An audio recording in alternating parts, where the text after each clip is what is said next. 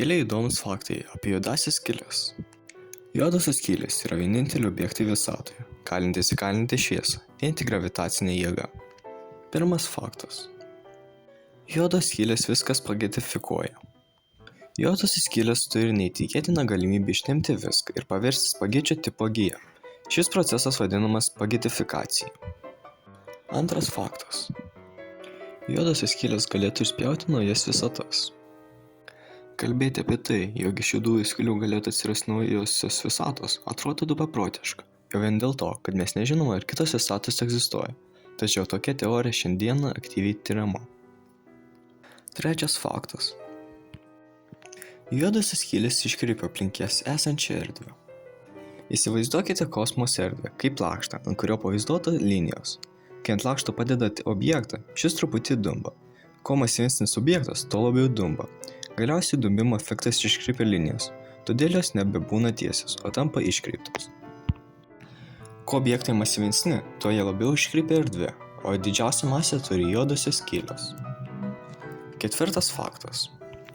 Juodosios skylės yra didžiausios energijos gamyklos. Juodosios skylės gali generuoti energiją efektyviau nei Saulė. Tai susijęs su medžiagos disku, kuris sukasi aplink juodąją skylę. Medžiaga, kuri arčiausiai įvykių horizonto vidiniame disko pakraštyje, suksis greičiau nei išoriniam. Penktas faktas. Mūsų galaktikos centre yra supermasyvi juodoji skylė. Mokslininkai tiki, kad beveik kiekvienos galaktikos centre yra po vieną supermasyvią juodąją skylę, įskaitant ir mūsiškę. Šios juodosios skylės tarsi paremia galaktikas ir laiko jas erdvėje kartu. Šeštas faktas. Juodosios skylės sulėtina laiką. Pasiekus įvykių horizontą, laikas sulėtėja. Tai įsivaizduoti gali padėti Einšteino bendrąją reliatyvumo teoriją aiškinantis pavyzdys apie dvynių eksperimentą.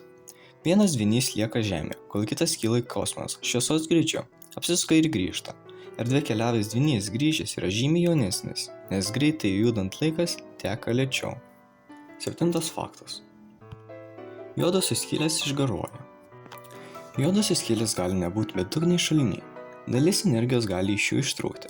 Apie tai pirmą kartą prabilo Stefanas Hawkingas. Šis reiškinys fiziko garbei pavadintas Hawkingo spinduliuote.